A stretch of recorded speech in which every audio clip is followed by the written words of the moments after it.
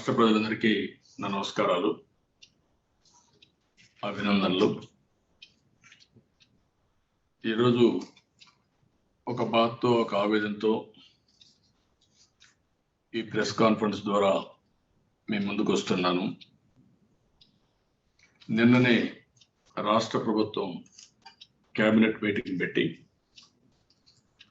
అతి తీవ్రమైన సమస్య కరోనా సమస్య, దీన్ని పూర్తిగా ఏ విధంగా చేయాలనేది కూలంకుషంగా చర్చించలేకపోయారు. ప్రాధాన్యతలో దీన్ని చేపట్టలేకపోయారు. అది చూసిన తర్వాత చాలా బాధతో ఈరోజు ఎమర్జెన్సీ పాలిట్ బ్యూరో మీటింగ్ కూడా పెట్టుకున్నాం. ఈరోజు ఈ సమావేశం ద్వారా ప్రభుత్వాల్ని విమర్శించడం నా బాధ్యత కాదు, విమర్శించాలని కూడా విమర్శించడం లేదు. బాధ, ఆవేదన, తపన ఏంటి, ప్రజలు పడుతున్న ఇబ్బందులు ఏంటి, ఆ ప్రజల పడుతున్న ఇబ్బందుల పట్ల ఒక అనుభవం కలిగిన వ్యక్తిగా, ఎన్నో క్రైసిస్ మేనేజ్ చేసిన పార్టీగా ఈరోజు ఈ విషయం మీ అందరి ముందర పెడుతూనే ప్రభుత్వానికి ఒక పాజిటివ్గా, కన్స్ట్రక్టివ్గా సూచనలు ఇవ్వాలనే ఉద్దేశంతోనే ఈ యొక్క సమావేశాన్ని ఏర్పాటు చేశాం. ఈరోజు మనందరం చూస్తే కరోనా ఫస్ట్ వేవ్ వచ్చింది. ఫస్ట్ వేవ్లో లాక్డౌన్తో ప్రారంభమై కొంతవరకు మనం దాన్ని ఎదుర్కోగలిగాం. అదే సమయంలో కరోనా పూర్తిగా పోయిందనే ఆలోచనతో అప్రమత్తంగా ఉండకుండా పోయి ఇప్పుడు వేవ్ 2 వచ్చింది, చాలా ఉధృతంగా వచ్చింది. ఈరోజు మనం చూస్తే 1,70,00,000 మందికి కరోనా పాజిటివ్ వచ్చింది టెస్ట్ల ప్రకారం దేశంలో. అందులో ఇంకొక పక్కన చూస్తే 35 లక్షల మంది ఇప్పుడు కూడా యాక్టివ్ కేసెస్ ఉన్నాయి. 2,50,000 40,000 దగ్గర చనిపోయే పరిస్థితికి వచ్చింది. ఈరోజు ప్రపంచం మొత్తం మన దేశాన్ని, ఇక్కడి నుంచి ఎక్కువ కరోనా ఉంది, మీరు వస్తే చాలా సమస్యలు వస్తాయి అని మన ఫ్లైట్స్ కానీ మన రాకపోకలు నిషేధించే పరిస్థితికి వచ్చారు. అదే సమయంలో ఆంధ్రప్రదేశ్ నుంచి పక్క రాష్ట్రాలు కూడా నిషేధించే పరిస్థితికి వచ్చాయి. ఒక పక్క తమిళనాడు, ఇంకొక పక్క ఒరిస్సా. అన్ని రాష్ట్రాలు కూడా వాళ్ళు జాగ్రత్తలు తీసుకొని దీనివల్ల ప్రమాదం ఉంది, మా ప్రజలు కూడా ఇబ్బంది వస్తుంది అని మాట్లాడుతూనే ఎవరైనా టెస్ట్ చేసుకొని వస్తే, వచ్చిన వాళ్ళకు నెగిటివ్ వస్తే వాళ్ళు ఒక వారం క్వారంటైన్లో ఉండాలి, లేకపోతే 14 రోజులు క్వారంటైన్లో ఉంటే తప్ప మా రాష్ట్రానికి రావడానికి వీల్లేదని ఒరిస్సా ప్రభుత్వం 6 జిల్లా కలెక్టర్ చెప్పి, నైబరింగ్ ఉండాలని చెప్పి రిస్ట్రిక్షన్ పెట్టే పరిస్థితికి వచ్చారు. ఈరోజు ఇంత మునుపు మనం చూస్తే మన రాష్ట్రంలో, దేశంలో B1 617, B1 618 ఈ 2 స్ట్రెయిన్స్ కింద ఎస్టాబ్లిష్ చేసి CCMB వీళ్ళంతా ఇది చేస్తే, ఇప్పుడు కొత్త స్ట్రెయిన్ N440K, ఇది అందరూ కూడా కర్నూలు నుంచే ప్రారంభమైంది. ఇది దేశం అంతా కూడా స్ప్రెడ్ అవుతా ఉంది అనే యాంగిల్లో అందరూ చెప్పడం జరిగింది. ఇక్కడ మనందరం కూడా ఆలోచించుకోవాల్సింది పబ్లిక్ పాలసీ. ఈ సమస్యను పరిష్కారం చేయడం కోసం ఏం చేయాలో చేయకుండా ఈ మాట చెప్తానే అసలు N440K అసలే లేదు అని మాట్లాడారు. ఈరోజు జాతీయ స్థాయిలో మీడియా అంతా కూడా ఘోషిస్తున్నారు. ఈరోజు తెలంగాణలో హైకోర్టులో కూడా ఈ విషయం మాట్లాడుతూ ఆంధ్ర నుంచి N440K ఉంది, దీని పట్ల కూడా అప్రమత్తంగా ఉండాలి. మీరు ఏం నిర్ణయాలు చేస్తున్నారు, ఇది 10 to 15 times మోర్ విగరస్ గా వస్తుందని తెలిసింది అని అడిగే పరిస్థితికి వచ్చారు. ఇంకొక పక్క ప్రభుత్వం ఎప్పటికప్పుడు బెడ్స్ ఇవన్నీ కూడా మాట్లాడుతూ కొరతే లేదని మాట్లాడుతున్నారు, వెంటిలేటర్స్ కొరతే లేదని మాట్లాడుతున్నారు. ఇటీవల మేము ఒక హోప్ హెల్ప్ సైకిల్ అనే ఒక హెడ్డింగ్ మీద SOS TDP ఇది పెట్టి ప్రజలకు కొంత సర్వీస్ చేయాలి అనే ఉద్దేశంతో మేము కొన్ని ఎక్స్పెరిమెంట్లు చేశాం, ప్రయోగాలు కూడా చేసి పెద్ద ఎత్తున మా ఆఫీస్లోనే కొంతమందికి కోవిడ్ వచ్చింది. తిరుపతి ఎలక్షన్ అవుతానే ఆఫీస్లో కోవిడ్ వచ్చినప్పుడు ఏం చేయాలి అని ఆలోచించి దానిపైన ఒక ఇమ్మీడియట్గా ఏం చేద్దామని ఆలోచించినప్పుడు అందరికీ ట్రైనింగ్ ఇవ్వాలనుకున్నాం. ఎట్లా ట్రీట్ చేయాలో ట్రీట్ చేయడం కోసం ముందుకు పోయాం. వాళ్ళందరికీ ట్రీట్మెంట్ మొదలు పెట్టినప్పుడు మాకు ఒక డాక్టర్ అమెరికా నుంచి లోకేశ్వరరావు గారు ఇప్పటికే 1 సంవత్సరం నుంచి కోవిడ్ పైన ఎక్స్పర్టైజ్ చేసి దానిపైన అమెరికాలో కానీ ఇండియాలో కానీ ట్రీట్మెంట్ ఇస్తూ వచ్చారు. వారు మాకు అందుబాటులోకి వచ్చారు. అందుబాటులోకి వచ్చిన తర్వాత మేము ఈ ప్రయోగానికి శ్రీకారం చుట్టాం. కరెక్ట్గా దీన్ని 19th ఏప్రిల్ ప్రారంభించాం. 19th ఏప్రిల్ ప్రారంభిస్తే మేము కేస్ స్టడీ కింద ఇప్పటికి 195 మందికి హోమ్ క్వారంటైన్ చేశాం. హోమ్ క్వారంటైన్ చేసి ఇంటికే మెడిసిన్స్ అవన్నీ కూడా ప్రిస్క్రైబ్ చేసి ఎవరన్నా ఖర్చు పెట్టుకోవాలంటే వాళ్ళు కూడా అవన్నీ ఇచ్చి ముందుకు పోయాం. హోమ్ క్వారంటైన్లో 9 మందికి ఆక్సిజన్ కావాలంటే ఆక్సిజన్ సప్లై చేశాం. కొంతమందికి ఇంకా ఎక్కువ ఉంటే ఆక్సిజన్ కావాలి, హాస్పిటలైజ్ కావాలంటే 3 హాస్పిటల్ పంపించాం, వాళ్ళు కూడా రికవర్ అయ్యారు. ఇంకొక పక్కన మీరు ఒకసారి చూస్తే మొత్తం వీళ్ళందరిలో 45 మంది ఇప్పటికి రికవర్ అయ్యారు పూర్తిగా. 150 మంది రికవర్ అవుతున్నారు. ఇది 2 వారాల నుంచి 6 వారాలు అవుతుంది. 80% 2 వారాలకి రికవర్ అయిపోతున్నారు. మిగిలిన వాళ్ళు కాంప్లికేటెడ్ కేసెస్ ఉంటే 6 వారాల వరకు అవుతా ఉంది. ఇంకొక పక్కన ఇప్పటికే హోమ్ క్వారంటైన్లో హాస్పిటల్ క్వారంటైన్లో ఉండి ఆక్సిజన్ బెడ్స్ కూడా 6 మంది రికవర్ అయ్యే పరిస్థితికి వచ్చారు. 90% మీరు చూస్తే 2 వీక్స్లోనే రికవర్ అయిపోతున్నారు. ఇంకొక పక్కన దీనికి ఆవరేజ్ 4,000 రూపాయలు ఖర్చు అవుతా ఉంది. అదే మరి కుప్పంలో 36 మంది, మంగళగిరిలో కూడా 52 మంది తీసుకున్నాం. రేపు దీన్ని ఇంకా కూడా కొంచెం పెద్ద ఎత్తున స్కేలింగ్ చేయడం కోసం ఒక పద్ధతి ప్రకారం దీనికి ముందుకు తీసుకుపోతున్నాం. ఆ ఎక్స్పెరిమెంట్ అప్పుడు తీసుకున్నప్పుడు ఇవన్నీ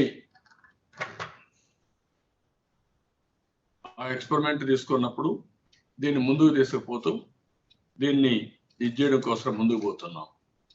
ఇక్కడ నేను చెప్పేది ప్రజలందరికీ, మేము హోమ్ క్వారంటైన్కు ఎవరైతే వచ్చారో వాళ్ళు ఇనిషియల్ స్టేజ్లో వచ్చారు. వాళ్ళందరికీ చాలా వరకు ఒకరిద్దరు అడ్వాన్స్ స్టేజ్లో వచ్చినా అటెంప్ట్ చేసి దాన్ని ఏ విధంగా చేయాలో చేయగలిగాం. ఇంకొక పక్కన మాకు 262 రిప్రజెంటేషన్స్ వచ్చాయి మేము ఆన్లైన్లో అడుగుతా ఉంటే. ఇంతవరకు 247కు ఇనిషియేట్ చేసాం యాక్షన్ కోసం. ఇందులో మనం చూస్తే రిజాల్వ్ చేసింది 62 అనేబుల్ టు రిజాల్వ్, అవి కూడా రీజన్ చెప్తాను. రిజాల్వ్ చేయగలిగింది 95 రిజాల్వ్ చేయగలిగాం. ఒక పక్కన సపోర్ట్ అవసరం లేదని వాళ్ళే వేరే ఆల్టర్నేటివ్ చేసుకుని ఒక 8 మంది చెప్పారు. మా దగ్గర వచ్చిన కేసుల్లో 20 మంది చనిపోయారు. హాస్పిటల్కి పోయిన వాళ్ళు 144 అని చెప్పారు. హోమ్ క్వారంటైన్లో 78 మంది ఉన్నారు. ఇందులో హై, మీడియం, లోగా పెట్టుకున్నాం. ఇందులో ప్లాస్మా కావాలని 52 మంది వచ్చారు. వెంటిలేటర్స్ కావాలని 41 మంది వచ్చారు. ఆక్సిజన్ కావాలని 52 మంది అడిగారు. ఆక్సిజనేటర్ బెడ్లు కావాలని 22 మంది అడిగారు. ఇంకొక పక్క రెమిడిసివిర్ ఇంకొక ఇంజెక్షన్స్ ఏవైతే ఉన్నాయో 31 అడిగారు. ఫైనాన్షియల్ అసిస్టెన్స్ కావాలి 2 మంది, మెడికల్ అడ్వైజ్ కావాలి 4 మంది వచ్చారు. ఎందుకు ఈ డీటెయిల్స్ అని నేను చెప్పానంటే, ఈరోజు మేము హోమ్ క్వారంటైన్ లో చాలా వరకు సమర్థవంతంగా పరిష్కారం చేయగలుగుతున్నాం. వేరే గవర్నమెంట్ కు సంబంధించిన విషయాలు, ఈరోజు గవర్నమెంట్ అనేది విస్తృతమైన అధికారం ఉంది, గవర్నమెంట్ కు రిసోర్సెస్ ఉన్నాయి. ఈరోజు ఇవన్నీ ఉపయోగించి కోవిడ్ ని నివారించడానికి ప్రభుత్వం అనేక చర్యలు తీసుకొని ప్రజలు ప్రాణాలు కాపాడవలసిన బాధ్యత ప్రభుత్వంపై ఉంది. వాళ్ళ ఆరోగ్యానికి, అదే మాదిరిగా వాళ్ళ ప్రాణాలకి రక్షణ ఇవ్వాల్సిన బాధ్యత, కాపాడవలసిన బాధ్యత ప్రభుత్వంపై ఉంది. ప్రపంచం మొత్తం చెప్పిన ఇది చూస్తే ఇప్పటికే ఎక్కడైతే ప్రపంచం మొత్తం వ్యాక్సిన్ వేయగలిగారో, 2 సార్లు వ్యాక్సిన్ ఇవ్వగలిగారు, అక్కడ దీన్ని కంట్రోల్ చేయగలిగారు. అమెరికాలో ట్రంప్ పీరియడ్లో మనం ఒకసారి చూస్తే ఆ రోజు విచ్చలవిడితనం వచ్చి వ్యాక్సిన్ వేయకుండా ఇష్టానుసారంగా పోయి మొత్తం దేశం అంతా కూడా న్యూయార్క్ అంటే భయపడిపోయే పరిస్థితి వచ్చింది. ఒక శ్మశానంగా తయారైంది. ప్రజలంతా ఆందోళన చెందారు. ఏమైపోతుంది న్యూయార్క్ అని భయపడే పరిస్థితికి వచ్చాం. ఈ రోజు బైడెన్ వచ్చిన తర్వాత ఫస్ట్ 100 మిలియన్ డోసెస్ అనౌన్స్ చేశాడు. 10 రోజుల్లో ఇంకొక 100 మిలియన్ డోసెస్ అనౌన్స్ చేశాడు. ఇప్పుడు 60-70% అందరికి వ్యాక్సినేషన్ వెళ్ళారు. ఒకప్పుడు వ్యాక్సిన్ రాకమునుపు మనం మాట్లాడింది, ఎక్కడికక్కడ ప్రతి ఒక్కరూ మాస్క్ పెట్టుకోవాలి, సోషల్ డిస్టెన్స్ పెట్టుకోవాలి, అదే మాదిరిగా ఆన్లైన్లో వర్క్ చేయాలి, ఇంటికే పరిమితం కావాలని ఆ రోజు మాట్లాడాం. శానిటైజర్స్ ఉపయోగించాలి.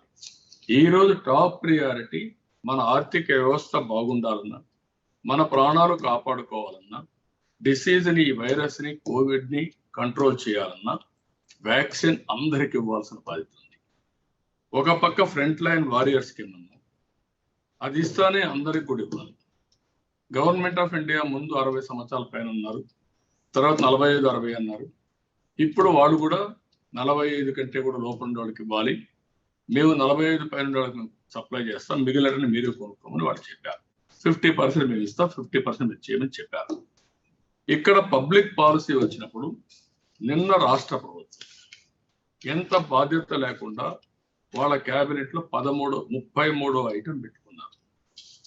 33వ ఐటమ్ పెట్టుకొని ఆ 33వ ఐటెంలో కోవిడ్ గురించి డిస్కస్ చేస్తారు. ఇక్కడ అన్ని ఇష్యూస్ మాట్లాడారు, కోవిడ్ మాత్రం 33వ ఇష్యూ మాట్లాడారు. కడాన వీళ్ళు వ్యాక్సిన్కి ఇచ్చిన నెంబర్ 13,30,30,000. ఇప్పటికే ఒక 50 లక్షల పైన 50-54 లక్షలు గవర్నమెంట్ ఆఫ్ ఇండియా ఇచ్చారు. అన్నీ కూడా ఇస్తే 2 డోసులు కానీ మీరు ఇవ్వగలిగితే మొత్తం కలిసి ఎన్ని వస్తాయి? దీనికి సమాధానం చెప్పే బాధ్యత మీకు లేదా? అంటే మీరు ఏ విధంగా దీనికి సమాధానం చెప్తారు?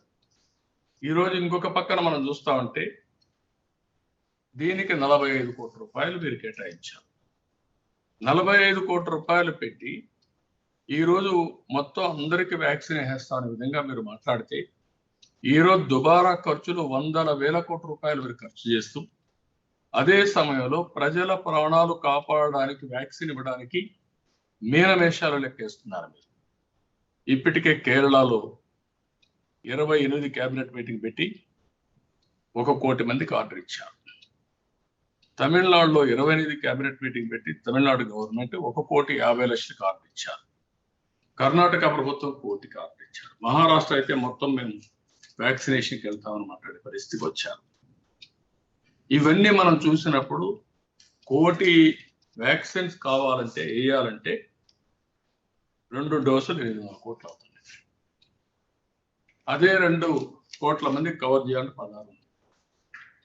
నేను అడుగుతున్నా, ప్రజల ప్రాణాల కంటే ఎక్కువ ఏముందని అడుగుతున్నాను, ప్రజల ఆరోగ్యం కంటే ఏముందని అడుగుతున్నాను. ఈరోజు రాష్ట్ర ప్రభుత్వాన్ని నేను అడిగేది ఒకటే, కోరేది ఒకటే. మామూలు సమయంలో నేను విమర్శించేవాడిని, ఇప్పుడు నేను విమర్శించడం లేదు. రాష్ట్ర ప్రభుత్వం ప్రాధాన్యతలు గుర్తించాలి. కేబినెట్ సబ్ కమిటీ రివ్యూ చేయడం కాదు, ముఖ్యమంత్రి సమీక్ష చేయాలి, టోటల్ గా డైరెక్షన్స్ ఇవ్వాలి. అందరూ కూడా సమిష్టిగా మొదటి ప్రాధాన్యత ప్రజల ప్రాణాలు కాపాడడానికి పెట్టుకుని ఆ తర్వాత ఇంకో పనికి పోదాం. కానీ అసలు ప్రజలుంటే మన కార్యక్రమాలు ఉంటాయి, ప్రజలుంటే సంక్షేమం అభివృద్ధి. అలాంటి ప్రజలే లేకపోతే ఆర్థిక వ్యవస్థ ఉండదు, మనం చేసే పనులు కూడా ఉండవు. ఇది మంచి పద్ధతి కాదు. ఈ విషయాన్ని ప్రభుత్వం చాలా సీరియస్ గా తీసుకోవాల్సిన అవసరం ఉంది. మీరు మాట్లాడుతున్నా, ఈరోజు నేను అడుగుతున్నా, బెడ్స్ ఉన్నాయి, ఎన్ని బెడ్స్ ఉన్నాయి అనే విషయం మీరు ఎందుకు డాష్ బోర్డ్ లో పెట్టలేకపోయా? ఇంకో పక్కన వెంటిలేటర్స్ ఉన్నాయి, ఎన్ని వెంటిలేటర్స్ ఉన్నాయని పెట్టారా? ఆక్సిజన్ ఉంది, ఎంత ఆక్సిజన్ కావాలి? ఈ రోజు కూడా అనంతపురం హాస్పిటల్లో 4 ఆక్సిజన్ లేకుండా చనిపోయారు. మొన్నే 10 మంది చనిపోయారు, హిందూపూర్లో 8 మంది చనిపోయారు, కర్నూలులో 6 మంది చనిపోయారు, విజయవాడలో చనిపోయారు. 10ల సంఖ్యలో ఆక్సిజన్ లేకుండా చనిపోతున్నారు. మీకు ఎంత ఉంది ఆక్సిజన్? ఈరోజు 400 మెట్రిక్ టన్నులు ఆ ప్రాంతంలో సరఫరా చేస్తున్నారు. మీకు 500 మెట్రిక్ టన్నులు కావాలి. రేపు రాబోయే రోజుల్లో 1000 మెట్రిక్ టన్నులు కావాలి. ఇండ్ల దగ్గరికి ఆక్సిజన్ పంపిస్తే చాలా మందికి ఇంటి దగ్గరనే క్వారంటైన్ లో కూడా క్యూర్ అయ్యే పరిస్థితి ఉంది. ఈరోజు దీనికి ఎక్కడ మీ దగ్గర ఒక డేటా ఉంది? ఎన్ని హాస్పిటల్స్ ఉన్నాయి ఆన్లైన్లో పెట్టండి. ఏ పేషెంట్ ఉన్నాడు ఆ బెడ్ పెట్టండి. ఎప్పటికప్పుడు ట్రాన్స్పరెన్సీ తీసుకురండి. అదే సమయంలో డాక్టర్స్ ఉన్నారు, డాక్టర్స్ సఫిషియెంట్గా ఉన్నారా? మీరు 5000 మంది రిక్రూట్ చేస్తా ఉన్నారు. నర్సెస్ అంతా కూడా మాకు రిలీఫ్ ఇవ్వడం లేదు, వారం మాకు రిలీఫ్ ఇవ్వాలి, అదర్వైజ్ మేము పనిచేయలేము. కాబట్టి వాళ్ళకి ఇచ్చే పరిస్థితి లేదు. ఎవరైతే కోవిడ్ లో పనిచేసినటువంటి part time out sourcing staff కి జీతాలు ఇవ్వలేని పరిస్థితి. దీనికి సమాధానం ఏముంది? ఇంకొక పక్కన మెడిసిన్స్ ఉన్నాయి, మెడిసిన్స్ కూడా కొన్ని ప్రాంతాల్లో దొరకడం లేదు. కొంతమంది హెవీ ప్రైస్ కూడా ఛార్జ్ చేస్తున్నారు. స్టాండర్డ్ ఆపరేషన్ ప్రొసీజర్స్ కానీ మెడికల్ ప్రోటోకాల్ కానీ ఇంతవరకు తయారు చేయలేదు. దీనివల్ల ఏమైంది? పెద్ద ఎత్తున ఎవరన్నా కానీ వస్తే రెమ్డెసివిర్ వాడేయడం, ప్లాస్మా కావాలనడం, ఇలాంటివన్నీ జరిగే పరిస్థితి వచ్చింది. ఎవరికి నేను ఒకటే అడుగుతున్నా, సిస్టమేటిక్ గా ఈ వర్క్ అంతా కానీ జరుగుంటే ఎవరిని ఫస్ట్ ఊర్లో మీరు వాలంటీర్లు ఉన్నారు, ఏం చేశారు ఆ వాలంటీర్? ఇంట్లో ఎవరికైనా కోవిడ్ వస్తే ఫస్ట్ డే కోవిడ్ వచ్చిన వాళ్ళకి ఐడెంటిఫై చేస్తే హోమ్ క్వారంటైన్ లో వారిని మనం ట్రీట్ చేయొచ్చు. ఒకసారి హోమ్ క్వారంటైన్ లో కానీ సీరియస్ అయితే ఆక్సిజన్ కావాలంటే మనం ఇంటికి ఆక్సిజన్ పంపించచ్చు. ఒకవేళ అప్పటికి హాస్పిటల్కి రావాలంటే హాస్పిటల్కి వచ్చి బెడ్స్ కానీ ఆక్సిజన్ కానీ అదే సమయంలో వెంటిలేటర్స్ కానీ అదే సమయంలో ఏమేం కావాలో అవన్నీ కూడా లాజికల్ గా తీసుకోవడానికి పెడితే మన ఇన్ఫ్రాస్ట్రక్చర్ ని ఆప్టిమం మనం ఉపయోగించుకోగలిగితే మనకి ఇబ్బందులు వచ్చేవి కాదు, ప్రాణాలు కాపాడేవాడు. ఎక్కడ మనం చేస్తున్నాం నేను అడుగుతున్నాను. ఎందుకు మనం బేషిదాలు పోతున్నాం? ప్రజలు కాపాడాలి. ఎందుకు రాజకీయాలు? ఎందుకు ఈ సమయంలో కూడా రాజకీయాలు పెడుతున్నారు? అందుకే నేను అడుగుతున్నా ఈ ప్రభుత్వాన్ని, ఇమ్మీడియట్ గా మీలో మార్పు రావాలి. మార్పు వచ్చి ఇవన్నీ మనం చేయాల్సిన అవసరం ఉంది. లాక్డౌన్ కొంత సమయం అంటారు. ఏంటి లాభం? ఏంటి మీరు చేసే పని? ఈరోజు మీరు ఏం చేస్తున్నారు? ఉదయం 6 గంటలకు బ్రాందీ షాప్. ఎసెన్షియల్ సర్వీసెస్ ఏంటి? అంతవరకే పరిమితం కాకుండా బ్రాందీ షాప్ ఓపెన్ చేయడం, ఇది తప్ప ఎక్కడ కూడా ప్రజల ఆరోగ్యాన్ని కాపాడాలి, ప్రజల యొక్క ఇది చేయడానికి ఎక్కడా మీరు ముందుకు వచ్చే పరిస్థితులు లేదు.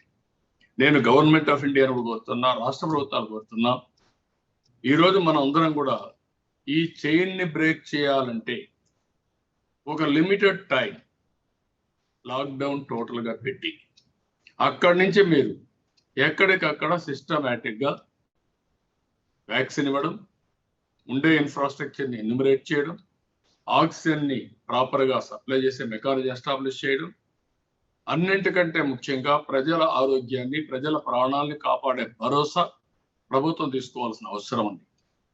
ఈరోజు అన్ని రాష్ట్ర ప్రభుత్వాలకి అన్ని హైకోర్టులు చాలా స్పష్టంగా సూచనలు ఇచ్చే పరిస్థితికి వచ్చారు. సుప్రీంకోర్టు కూడా సజెషన్లు ఇచ్చే పరిస్థితికి వచ్చారు. అందుకే నేను ఈరోజు అడుగుతున్నా, ఈరోజు ఇలాంటి సమస్యలు చాలా ఉన్నాయి. ఎప్పుడు కూడా ఏదైనా సరే ఒక పద్ధతి ప్రకారం సమస్యని అర్థం చేసుకోవాలి. సమస్యను అర్థం చేసుకొని దాని యొక్క ఇంటెన్సిటీ కూడా అర్థం చేసుకొని దానికి ఎలాంటి రిసోర్సెస్ కావాలి, మానవ వనరులు ఎంతమంది డాక్టర్లు కావాలి, ఎంతమంది నర్సెస్ కావాలి, ఎన్ని హాస్పిటల్స్ ఉన్నాయి, ఎన్ని బెడ్లు ఉన్నాయి, ఎన్ని వెంటిలేటర్స్ ఉన్నాయి, ఎంత ఆక్సిజన్ అవసరం, ఎన్ని ఆక్సిజనేటెడ్ బెడ్లు ఉన్నాయి, ఇలాంటివన్నీ కూడా మీరు వర్కౌట్ చేసుకుని ఏ పేషెంట్కు ఎప్పుడు అవసరం.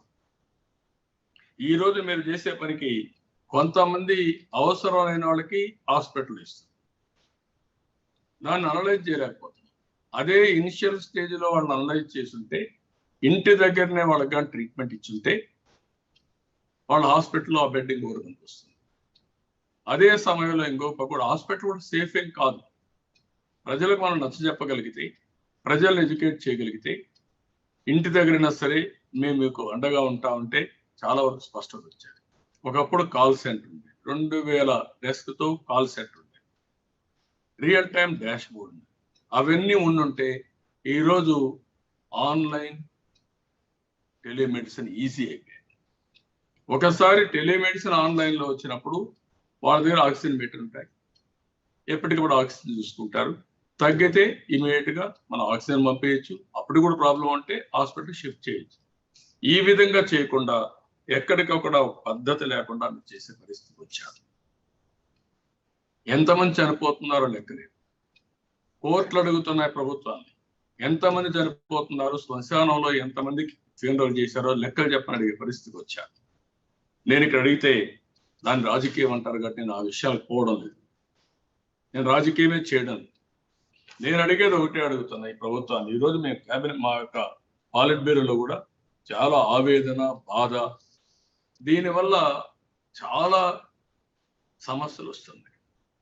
చాలా మంది కుటుంబాలు తుడిచిపెట్టిపోయే పరిస్థితి వచ్చారు.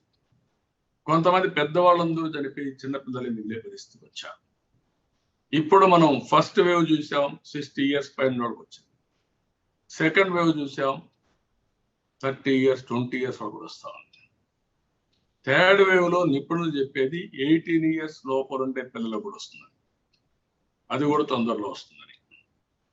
అంటే ఇన్ని ప్రమాదం ముంచుకొస్తా ఉంటే మనం మీనమేషాలు లెక్కేసుకుంటూ కూర్చొని మన భేషజమో, మనక ఎగోనో, లేకపోతే మన చేతగాంతనంతో ప్రజల ప్రాణాలతో ఆడుకోవడం ఎంతవరకు భావ్యం అడుగుతున్నాం. ఎందుకు అందరు సపోర్ట్ తీసుకోండి, మీరు ఆ క్రెడిట్ మీరే తీసుకోండి, మాకు ఇవ్వద్దండి అనేదిగా సమస్య.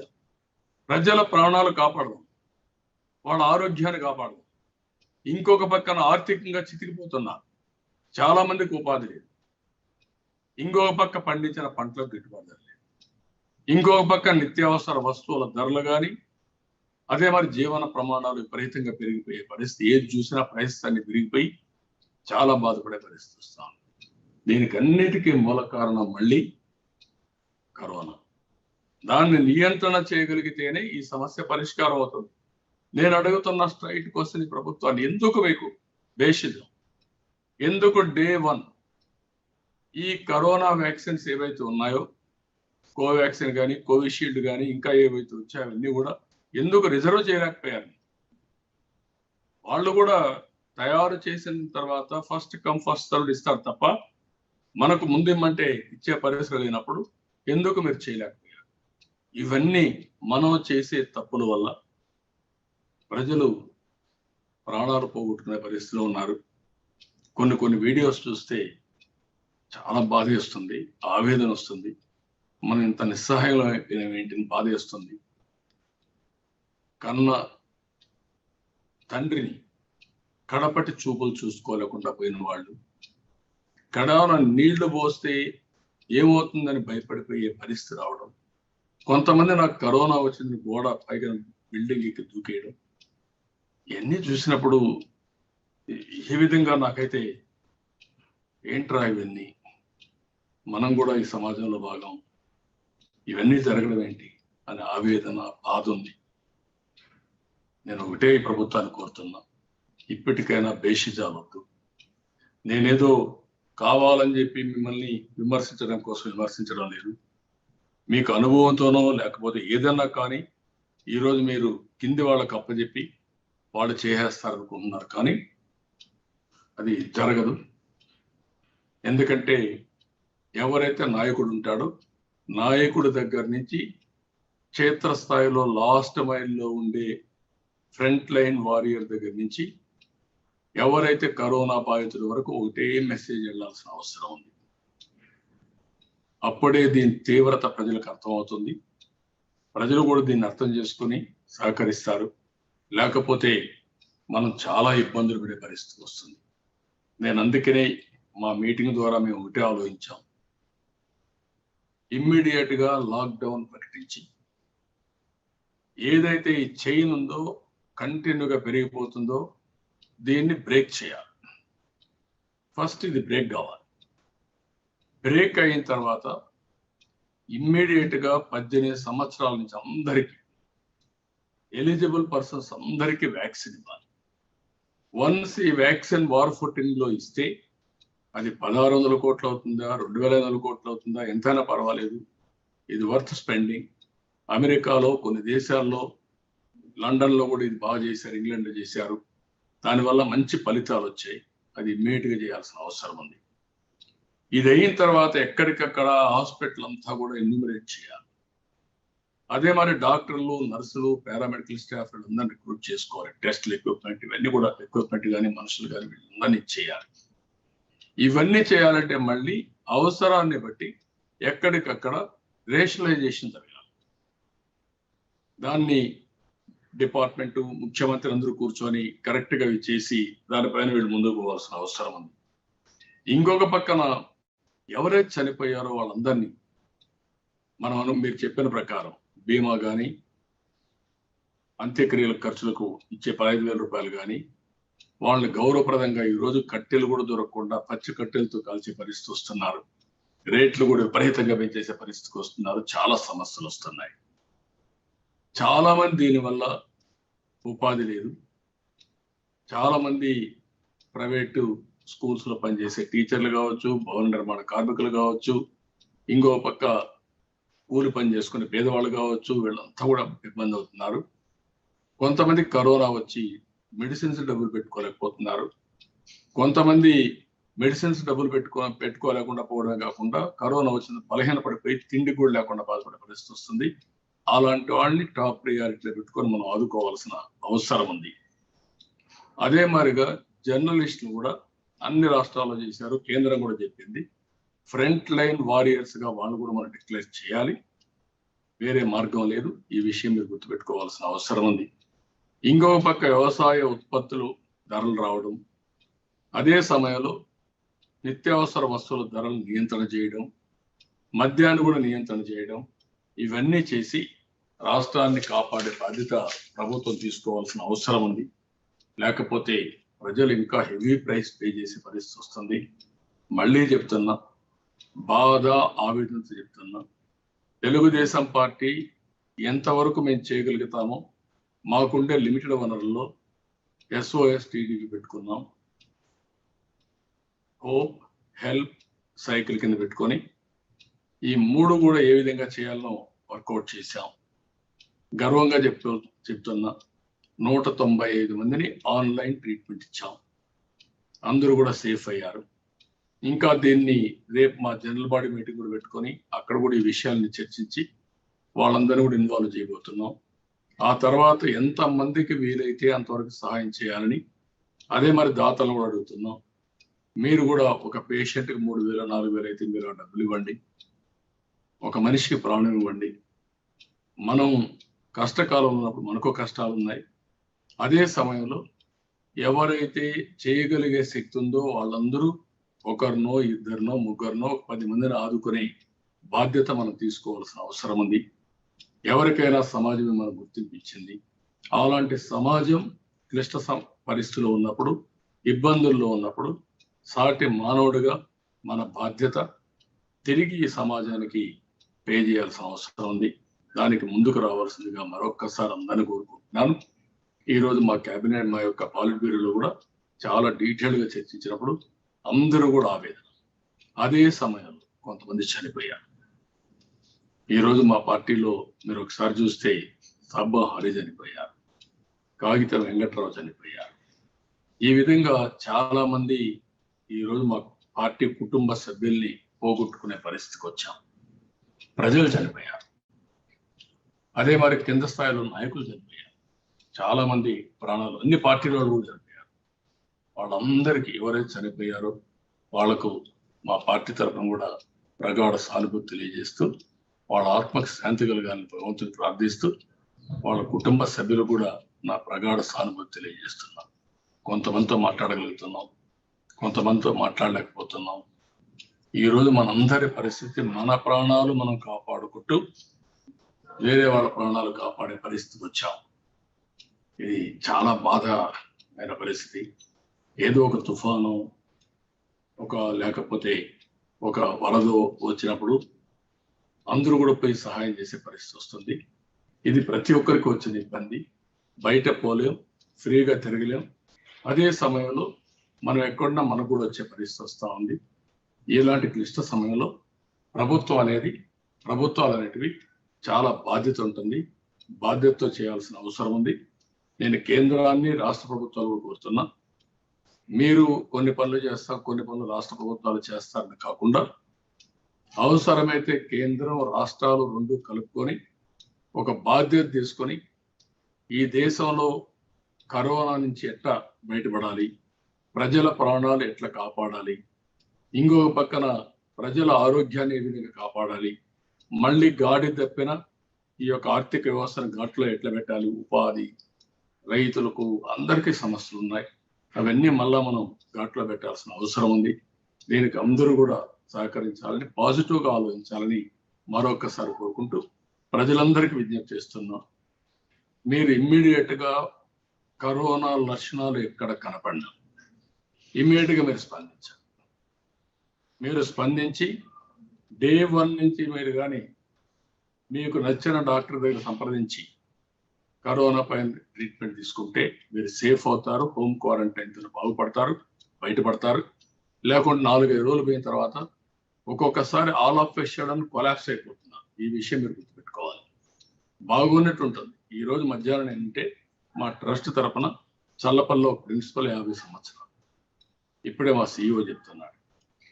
2 రోజుల మునుపు ఇది వచ్చింది, ఖమ్మం హాస్పిటల్ తీసుకొచ్చారు. ఖమ్మం హాస్పిటల్లో ట్రీట్మెంట్ ఇవ్వడానికి రెమిడిసివిర్ కావాలన్నారు, అవి కూడా అరేంజ్ చేశారు. తర్వాత ఆక్సిజన్ కావాలన్నారు, అవి అరేంజ్ చేశారు. అయినా కూడా లాభం లేదు. హైదరాబాద్ షిఫ్ట్ చేయమంటే ఇక్కడ షిఫ్ట్ చేయడానికి దారిలో వస్తాడు, చనిపోయాడు. అంటే ఈ ఎంత బాధ, ఆవేదన, తపన ఇవన్నీ ఉన్నాయి. దయచేసి ప్రభుత్వం అనేది ప్రజల ప్రాణాలు కాపాడడానికి ఆలోచించమని, మీరు దినానికి మేమే అపోజిషన్ ఉండి 2-3 గంటలు, మినిమం 3-4 గంటలు దీని మీదనే శ్రద్ధ పెడుతున్నాం. ప్రభుత్వం మిగిలిన కార్యక్రమాలు 1 రోజు 2 రోజులు, 1 నెల 2 నెలలు పోస్ట్ పోన్ కాదు. ముందు ప్రజల ప్రాణాలు కాపాడి ఈ కరోనా బారి నుంచి మనందరం బయటపడిన తర్వాత అన్ని చేసుకోవచ్చు. రొటీన్ గా జరిగేటివి ఎసెన్షియల్ సర్వీసెస్ చేస్తూనే మిగిలిన సమయం అంతా దీనిపైనే శ్రద్ధ పెట్టి దీన్ని నివారించాల్సిందిగా టెస్ట్లు మొదలుకొని, ఇన్ఫ్రాస్ట్రక్చర్ మొదలుకొని, లాస్ట్ లో ఎవరైనా కరోనా బారిన పడిన ఆదుకోవడం మొదలుకొని అన్ని కూడా మీరు చేయాల్సిన బాధ్యత మీకుండే అధికారాలు ఉపయోగించుకొని చేస్తారని ఆశిస్తూ మరొక్కసారి ప్రభుత్వానికి విజ్ఞప్తి చేస్తున్నా, హితవు పలుకుతున్నా, గట్టిగా చెప్తున్నా, బాధ ఆవేదనతో చెప్తున్నా, అర్థం చేసుకుని కోరుతున్నా. వీడియో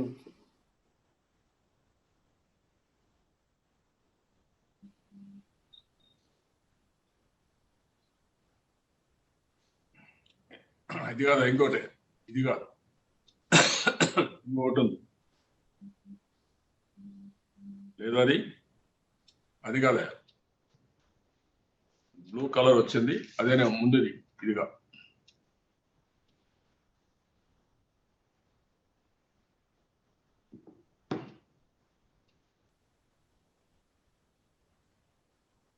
కరోనా నుండి రక్షణకు 10 సూత్రాలు. మంగళగిరి నియోజకవర్గ ప్రజలకు ఈ 10 సూత్రాలను సూచిస్తున్నారు. బయటకు వెళ్లేటప్పుడు మాస్క్ ను తప్పనిసరిగా ధరించండి. జనం ఎక్కువగా ఉండే చోటికి వెళ్తే డబుల్ మాస్క్ వేసుకోండి. సామాజిక దూరం పాటించండి. వీలైనంత వరకు వేటిని ముట్టుకోకుండా జాగ్రత్త పడండి. అలాగే తరచూ సబ్బు లేదా శానిటైజర్ తో చేతులు శుభ్రపరచుకోండి.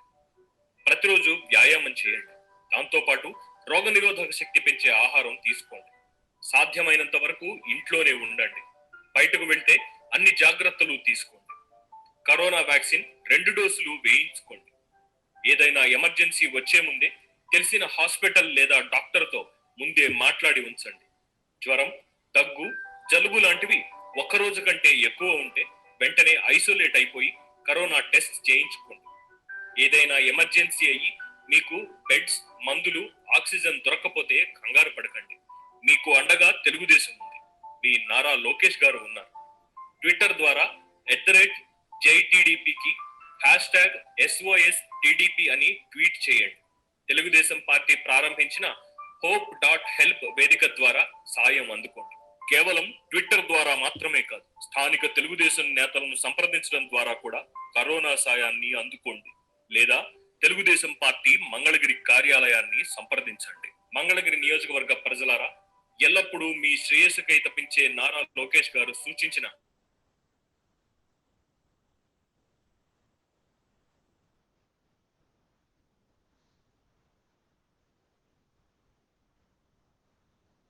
ఏంటయ్యా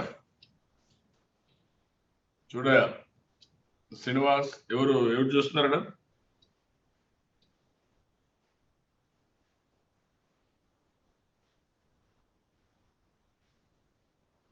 హలో, పార్టీ ఆఫీస్.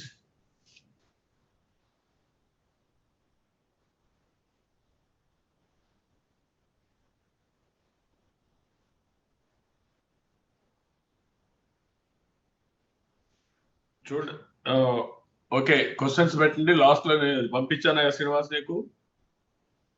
మీరు లోకేష్ అది చేసింది, ఆయన కాన్స్టిట్యూన్స్ చేశాడు, నేను జనరల్ గా చేసింది ఇప్పుడు పంపించాను మీకు. Okay, questions. కోవిడ్ జాగ్రత్తలు PDF 7 pages ఉంది, అది పంపించాను. అదే పాపులర్ చేయాలని చెప్పాను. చెప్పండి, ఇవ్వండి. Good evening sir. Good evening sir. Good evening Rakesh sir. ఇప్పుడు ఇది సెకండ్ వేవ్ లో రోజుకి 20,000 కేసులు దాటి వస్తా ఉన్నాయి.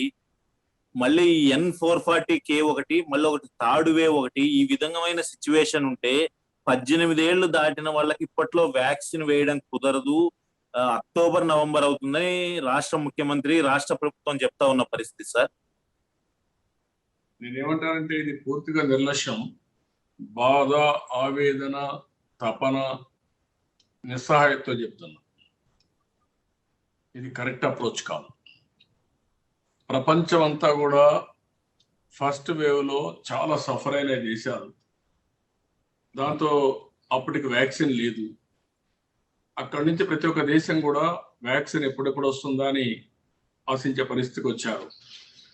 వ్యాక్సిన్ వస్తానే వార్ ఫుటింగ్ లో వ్యాక్సిన్ ఎగ్జిక్యూట్ చేశారు. చాలా దేశాలు చేశారు, టీకాలు వేయించారు. అందులో కూడా ఎలిజిబుల్ వాళ్ళందరికీ 18 సంవత్సరాల నుంచి ఎవరైతే ఎలిజిబుల్ ఉన్నారో అందరికీ వేయించారు. నిన్నే మా PA ఉంటే ఆయన కొడుకు 20 ఏళ్ళు, ఆయన కూడా వచ్చింది. అంటే 20 ఏళ్ళు కూడా వస్తా ఉంది. 18 సంవత్సరాలు సేఫ్ అనుకుంటున్నాం. ఇప్పుడు 18 సంవత్సరాల లోపల ఉండే వాళ్ళకు కూడా థర్డ్ వేవ్ లో వస్తుంది అనేది నిపుణులు చెప్పే మాట. కాబట్టి ఇంకా మనం మేనమేషాలు లెక్కేసుకుంటూ ప్రజల జీవితాలతో ఆడుకోవడం మంచిది కాదు. ఈరోజు మీరు ఆ కుర్చీలో ఉండొచ్చు ముఖ్యమంత్రి. ఎవరైనా సరే అధికారంలో ఉండే ప్రతి ఒక్క వ్యక్తి ఆలోచించాల్సింది, ఈరోజు మనం కానీ మన బంధువులు కానీ ఎవరు కూడా సేఫ్ కాదు. Be clear. అలాంటి సమయంలో ఎందుకు బాధ్యతారాహిత్యంగా ప్రవర్తిస్తారు? ఒకవేళ మీకు అర్థం కాకపోతే ఎక్స్పర్ట్స్ని పెట్టండి, వాళ్ళకి అప్పచెప్పండి, వాళ్ళు చెప్పింది వినండి. ఇని మీరు చేయండి. కానీ మీ వితండవాదంతో, ప్రజారోగ్యంతో, ప్రజల జీవితాలతో ఆడుకునే హక్కు మీకు ఎవరిచ్చారని అడుగుతున్నారు. నేను చెప్పింది తప్పు అనుకుంటారా? మీరు అడగండి 10 మందిని. నేషనల్ లెవెల్లో ఉన్నారు, ఇంటర్నేషనల్ లెవెల్లో ఉన్నారు. జరిగిన ట్రూత్ ఒకటే. అమెరికాలో కంట్రోల్ అయింది. ఎందుకు కంట్రోల్ అయింది? వ్యాక్సిన్ ఇచ్చారు. ఇంగ్లాండ్ లో కొంచెం బెటర్గా ఉంది. ఎందుకుంది? వ్యాక్సిన్ ఇచ్చారు. వ్యాక్సిన్ ఇచ్చిన దేశాలని ఇజ్రాయెల్లో మొత్తం కంట్రోల్ అయింది.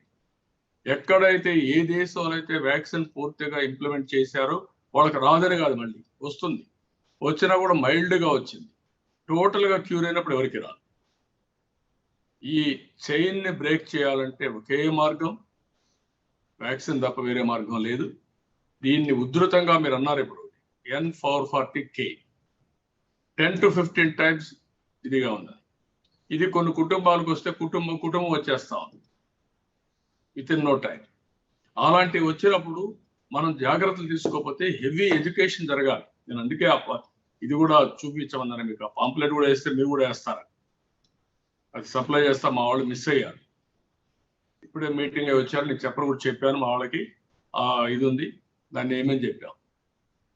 ఆ విధంగా మనం ప్రజల్లో ఎడ్యుకేట్ చేసి ఎప్పుడైతే ఈ యొక్క కరోనా లక్షణాలు బయటపడతాయి, బయటపడిన వెంటనే మనం డాక్టర్ని సంప్రదించడం, హోమ్ క్వారంటైన్ అయిపోవడం, ఇవన్నీ మనం చేయాల్సిన అవసరం ఉంది. అప్పుడే మనం అనుకున్నటువంటి దీన్ని మనం సాధించగలుగుతాం. ఇప్పుడు ఉదాహరణకు తీవ్ర జ్వరం వచ్చినప్పుడు, పొడి దగ్గు వచ్చినప్పుడు, గొంతు నొప్పి వచ్చినప్పుడు, ముక్కు దిబ్బడి వచ్చినప్పుడు, రుచి కోల్పోవడం, వాసన గ్రహించలేకపోవడం, ఆకలి లేకపోవడం, ఈ పాంప్లెట్ లో చూపేయాలి. ఆకలి లేకుండా పోవడం, నాలుగు గులాబీ, ఆకలి లేకపోవడం, తలనొప్పి వచ్చేసి ఉండడం, ఆయాసం, శ్వాస తీసుకోవడం ఇబ్బంది, తీవ్రమైన నీరసం, కాళ్ళు చేతులు నడుము గుంజడం, కళ్ళు ఎర్రబడడం, అదే మరిగా నాలుగు గులాబీ రంగులో మారడం, కడుపు నొప్పి, వాంతులు, విరోచనాలు, కడుపు కాళ్ళు ఉబ్బడం, జీర్ణకోశ సమస్యలు, మతిమరుపు, నిద్ర పట్టకపోవడం, రక్తంలో ఆక్సిజన్ తగ్గడం, కఫంలో రక్తచాలికలు రావడం, ప్లేట్లెట్ తగ్గడం, ఇవన్నీ కూడా దాని తర్వాత తీసుకోవాల్సిన నిర్ణయాలు కూడా ముందుకెళ్ళాలి, కిందికెళ్ళాలి. కరోనా పాజిటివ్ గా నిర్ధారణ కాగానే హోమ్ ఐసోలేషన్ ఉండడం అత్యంత కీలకం. ఈ సమయంలో ఎంత జాగ్రత్తగా ఉంటే అంత సులువుగా కరోనా నుంచి బయటపడవచ్చు. ఇంట్లో వస్తువులు ఉంటేనే వైరస్ సోకిన వ్యక్తిని ఐసోలేషన్ ఉంచాలి. కరోనా వ్యాధి సోకిన వారిని ఇంటి సభ్యులకు, పిల్లలకు, వృద్ధులకు దూరంగా గాలి వెలుతురు బాగా ఉన్న గదిలో ఉండేలా తగిన ఏర్పాటు చేయాలి. 24 గంటలు ఎవరో ఒకరు అందుబాటులో ఉంటూ వారి ఆరోగ్య పరిస్థితి తెలుసుకోవాలి. సంరక్షకులుగా మధ్య వయసులో అయితే మంచిది. Next slide. ఆక్సిజన్ స్థాయిలు సక్రమంగా ఉన్నప్పుడే స్టెరాయిడ్స్, రక్తం పలుచన చేసే మందులు వాడు సరికాదు. 80-90% మందికి రెమ్డెసివిర్ ఇంజెక్షన్ అవసరం ఉండదు. వైద్యుల సూచన లేకుండా సొంతంగా మందులు వాడద్దు. పాజిటివ్ రాగానే చెస్ట్ సిటీ స్కాన్ చేయిస్తుంటారు. స్కాన్ 500 ఎక్స్రేలతో సమానం. అనవసరంగా సిటీ స్కాన్లు వద్దు, ఇతర ఇబ్బందులు వచ్చే ప్రమాదం ఉంది. నెక్స్ట్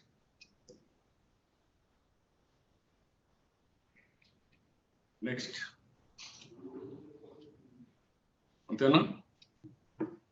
కాబట్టి ఇవన్నీ కూడా, దీన్ని కూడా మేము ఈ యొక్క సోషల్ మీడియాలో ఎక్కడికక్కడ పంపించి పాంప్లెట్స్ ఇచ్చి దీన్ని పెద్ద ఎత్తున ప్రాపగండా చేయాలనుకున్న పార్టీ పరంగా.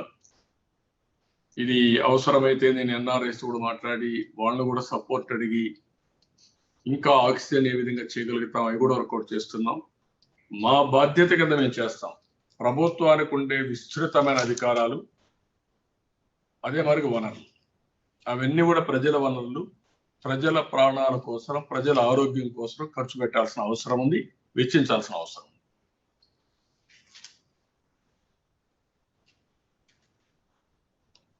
ఎనిబడి? రామారావు గారు తమ ప్రశ్న అడగగలరు. ఇప్పుడు ఈ 1845 సంబంధించి రాష్ట్రాలనే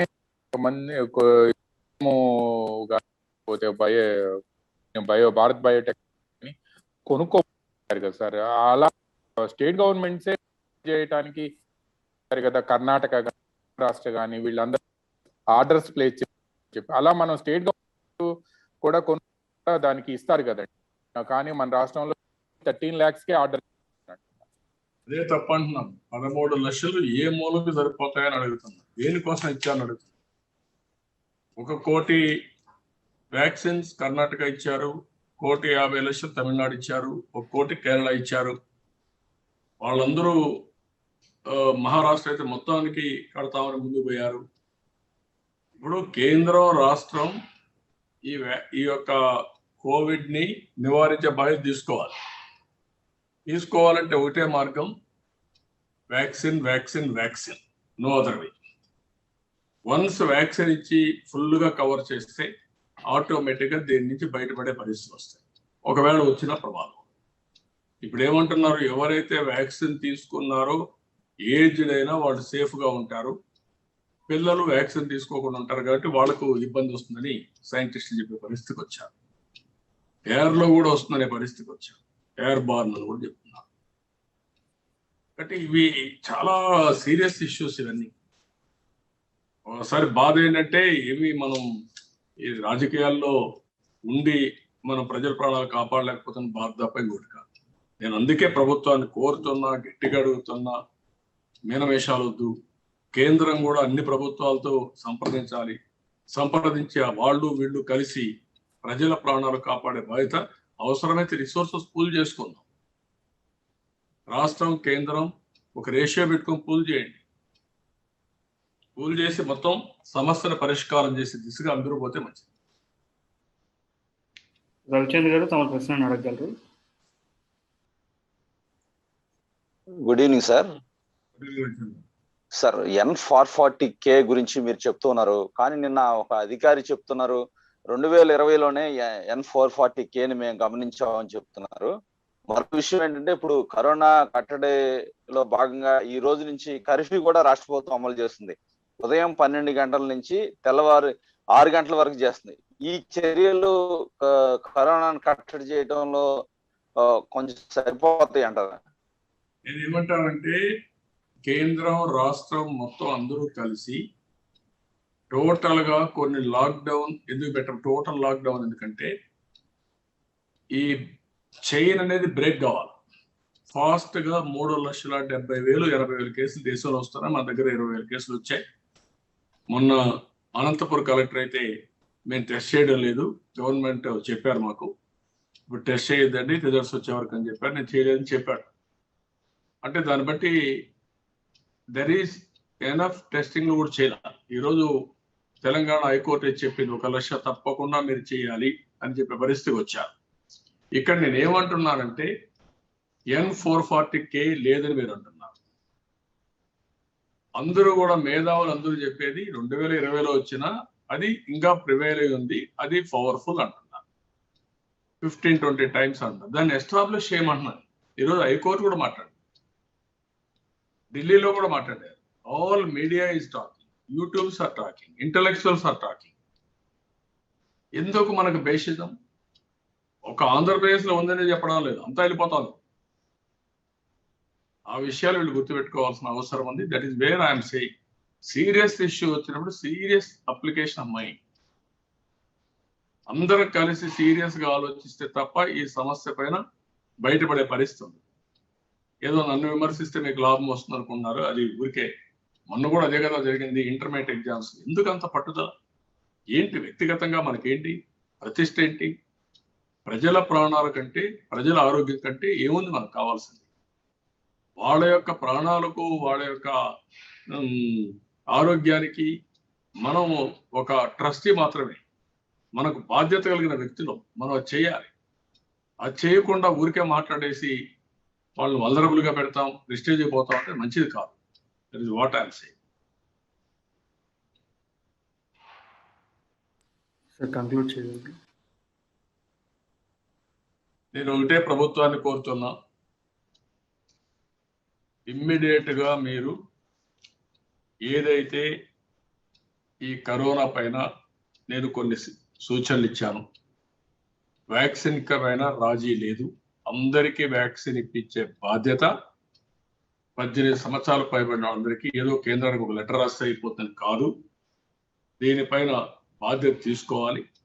కేంద్రానికి లెటర్ రాయకుండా రాయడమే కాదు, కేంద్రం రాష్ట్రం కలిసి అందరికీ 18 years అండ్ అబోవ్ ఉండే వాళ్ళకి ఒక దామాషా ప్రకారం వేసుకుంటారా, పాపులేషన్ ప్రకారం వేసుకుంటారా, ఎట్లా వేసుకుని అందరికీ వ్యాక్సిన్ ఇప్పించే బాధ్యత తీసుకోవాల్సిన అవసరం ఉంది. రెండోది, oxygen management is very very important. దానికి ప్రాధాన్యత ఇవ్వాలి. ఎంత ఆక్సిజన్ కావాలో మనం చేయాలి. కడాన ఆక్సిజన్ లేకుండా ప్రజలు ప్రాణాలు పోగొట్టుకోవడం చాలా బాధేస్తుంది, ఆవేదన వేస్తుంది. దాన్ని సరిగా కూడా మనం మేనేజ్ చేయలేకపోతున్నాం. ఆక్సిజన్ లాజిస్టిక్స్ ఏంటి, ఆక్సిజన్ కావాల్సిన ఏవైతే ఉన్నాయో అవన్నీ కూడా ఈ కంటైనర్స్ కానీ ఇవన్నీ ఏవైతే ఉన్నాయో అవన్నీ కూడా మనం వర్కౌట్ చేసుకుని ఏ విధంగా చేయాలో దాన్ని కూడా మనం చేయాల్సిన అవసరం ఉంది. ఆక్సిజన్ కాన్సన్ట్రేటర్స్ ఇవన్నీ. అదే సమయంలో హాస్పిటల్లో ఉండే బెడ్స్, వెంటిలేటర్స్ సరిగా పనిచేస్తున్నాయా, ఆక్సిజన్ ప్లాంట్స్ సరిగా పనిచేస్తున్నాయా, అదే మాదిరిగా ఈరోజు ఇవన్నీ కూడా ఇన్ఫ్రాస్ట్రక్చర్ అంతా ప్రాపర్ గా ఉందా, మెడిసిన్స్ అన్ని ఉన్నాయా లేవా, లేకపోతే ఏం చేయాలి. నిన్న మే 3వ తారీఖున ఎమర్జెన్సీ పర్చేజెస్ కోసం ఫస్ట్ మీటింగ్ పెట్టుకున్నారు. అంటే ఇన్ని రోజులుగా మీరు మీటింగ్ పెట్టుకోకుండా ఏమీ కొనకుండా ఏ విధంగా మీరు సమర్థిస్తారు? రియల్ టైంలో పెట్టుకొని మీరు ఎక్కడ అవసరమైతే అక్కడ చేసే పరిస్థితి రావాలి. అదే మాదిరిగా ఫెటిక్ వచ్చేసి చాలా మంది సీనియర్ డాక్టర్స్ కి, హెడ్ ఆఫ్ డిపార్ట్మెంట్స్ కి ఈరోజు వాళ్ళంతా కూడా కరోనా వస్తే వాళ్ళ తర్వాత నెక్స్ట్ ఎవరు డాక్టర్ లీడ్ చేయడానికి.